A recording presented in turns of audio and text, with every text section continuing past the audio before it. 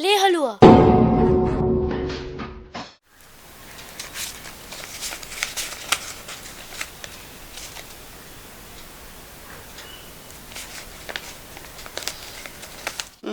যা ভেবেছি তাই, আজও মানিব্যাগ থেকে টাকা হাফিস হয়েছে। বিচ্ছু, বিচ্ছু, বিচ্ছু, কি হয়েছে, ডাকছো কেন? তুই মানিব্যাগ থেকে টাকা নিয়েছিস? কে, আমি? কই না তো। টাকা গেল কোথায়? সে আমি কি করে বলবো, টাকা কি আমায় বলে গেছে? তুই নিসনি? আরে বললাম তো নিইনি। মা সে তো লাগতে পিছাও। হুম, তোকে আমার বিশ্বাস নেই। সেখানে বস, আমি তোকে কিছু কথা বলতে চাই। আমার এখন বসার সময় নেই বাবা, আমি এখন খেলতে যাচ্ছি। পরে খেলতে যাবি, এখানে বস, আমার কথাগুলো মন দিয়ে শোন। উফ, কি জ্বালাতনে পড়লাম। ও দেখো, আমার তো এখন খেলায় মন আছে, তাহলে আমি আগে খেলে নিই, তারপর তোমার সব কথা শুনবো। হ্যাঁ, পরে খেলা হবে, এখন বস, আমার কথাগুলো ভালো করে শোন, বস। উফ, কি খেড়ো। জীবনের সব থেকে গুরুত্বপূর্ণ জিনিস হলো চরিত্র গঠন। সততা, বিশ্বাস, নির্ভীকতা, সত্যনিষ্ঠা, এই গুণগুলো না থাকলে জীবনে কখনোই কোনো মানুষ বড় হতে পারে না, বুঝলি? বুঝলাম, তারপর? শোন, তোকে একটা কথা বলি। পৃথিবীতে যত বড় বড় মহাপুরুষ, বীর, বড় বড় খেলোয়াড়, বৈজ্ঞানিক, শিল্পী জন্মেছেন, তাদের সব থেকে এই গুণটা ছিল, তারা যদি কোনো অন্যায় করে ফেলতেন, তারা স্বীকার করে নিতেন। বাহ, তারপর তারপর? তোকে একটা গল্প বলি।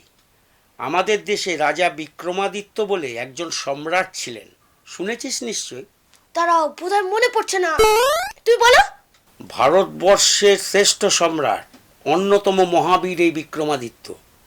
তিনি যখন তোর মতো ছোট ছিলেন, তখন তিনি পুজোর থালা থেকে সন্দেশ চুরি করে খেয়েছিলেন। তার মা যখন দেখতে পেলেন পুজো করতে এসে যে সন্দেশের থালায় অনেক সন্দেশ কম, তখন তিনি সবাইকে জিজ্ঞাসা করতে লাগলেন, কে এই সন্দেশ চুরি করেছে, কে এই পাপটা করেছে। সবাইকে তিনি জিজ্ঞাসা করতে লাগলেন। কেন এত খোঁজাখুঁজির কি আছে?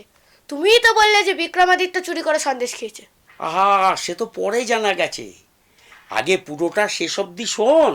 আচ্ছা, আর তাড়াতাড়ি শেষ করো না গল্পটা। এই কথাটা যখন বিক্রমাদিত্যের কানে এসে পৌঁছলো, তখন তিনি সটান তার মায়ের কাছে এসে বললেন যে এই কাজটা তিনিই করেছেন, তিনি এতে অনুতপ্ত। বুঝলাম, তারপর তারপর? তারপরেরটাই হচ্ছে আসল অংশ। তার মা বালক বিক্রমাদিত্যকে বুকে জড়িয়ে ধরে বললেন, তোমার সততায় আমি সত্যি মুগ্ধ হয়েছি। 1000 থালা সন্দেশ চলে যায়, চলে যাক, তাতে কোনো দুঃখ নেই, কিন্তু তোমার মুখ থেকে সৎ কথাই যেন সব সময় শুনতে পাই। তুমি এইভাবে সত্যবাদী হয়েই চলো, আমি তোমাকে আশীর্বাদ করলাম। এটাই হচ্ছে গল্পের শেষ। খুবই ভালো গল্প, এবার আমি যাই। হ্যাঁ, শোন শোন, এদিকে আয়। এই গল্প থেকে তুই কি শিখলি বলে যা। শোনো, বিক্রমাদিত্যের মা হ্যাঁ। তাকে আশীর্বাদ করে বললেন বেশ। যে তুমি 1000 খানা মিথ্যা কথা বলো, তাতে কোনো ক্ষতি নেই, কিন্তু থালা ভর্তি সন্দেশ থেকে একটাও সন্দেশ যেন চুরি না। একদম ঠিক।